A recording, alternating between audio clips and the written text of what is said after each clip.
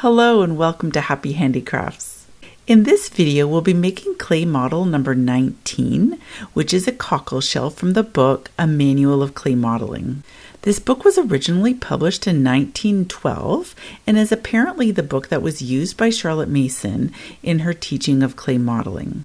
We are working through all 60 models from this book, so if you're a homeschooling family following the Charlotte Mason method and would like some minor guidance, come follow us, subscribe to our channel, and we'll do it all together. Now, just a couple things before we get started.